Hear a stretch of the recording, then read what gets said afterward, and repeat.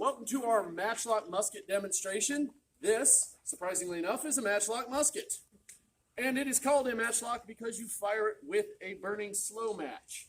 You have to have this on fire at all times or you do not get your bang when you load it up. You do not get your bang, you have an incredibly expensive, big, heavy stick loaded with explosives, which does you no good whatsoever. This is not the main weapon on the battlefields of Europe at this time, 1610 to 1614.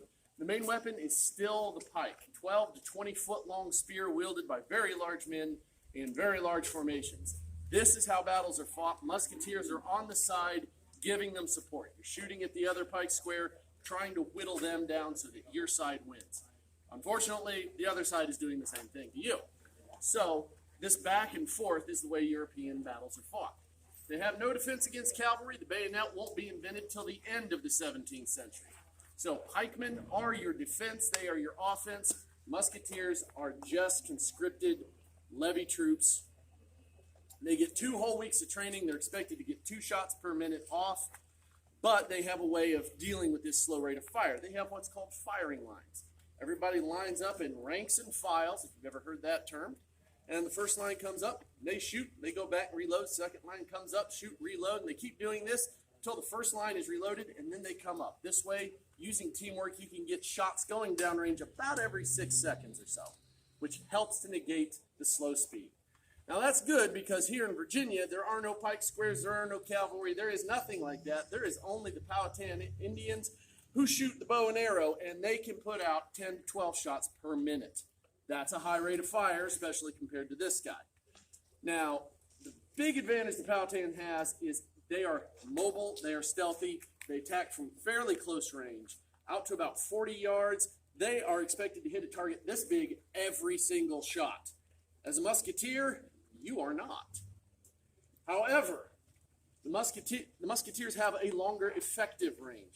That means at 100 yards with this weapon, I should be able to hit a human-sized target. Doesn't matter where, when you've got a ball 3/4 of an inch in diameter crashing into somebody at 1,000 feet per second, their day is over. And as long as they're not trying to kill you anymore, that's all you need. You don't need to blow them to pieces or anything.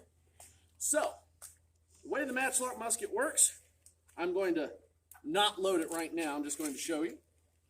You take your priming flask, you prime your pan, close your pan, blow off your pan, cast off loose powder from your pan. There are actually about 40 steps to this, by the way.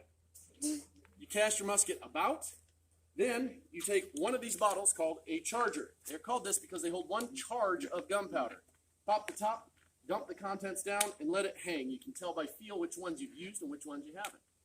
Then you take and you spit a musket ball into your hand because this little musket ball pouch is a little bit difficult to use. And in tight formations, under fire, you don't want to do that. So you spit it into your hand, take your ramrod, it's called a scouring stick at this time, ram everything home, bring it back up, and here's the fiddly part.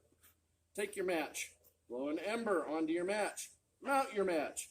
Then you test your match. Every single shot you go through this process. And when this finally lands where you want it to, you are ready to shoot.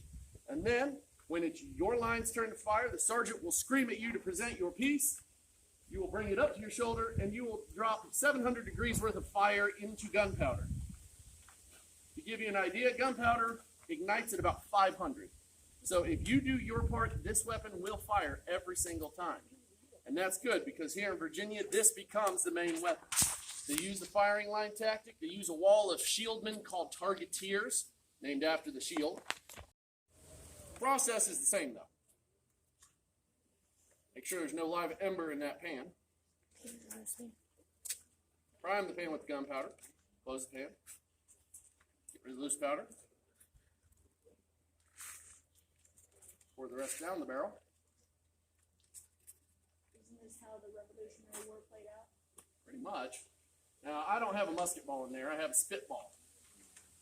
Because the National Park Service downriver from us doesn't like to go diving for cover every time we do this demonstration.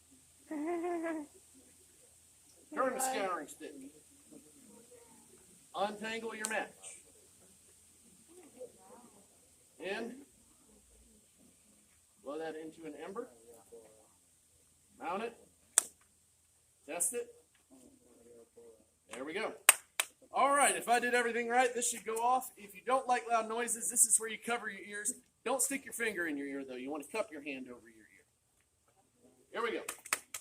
Present your piece. Give 5. That wasn't that bad. So I did it right.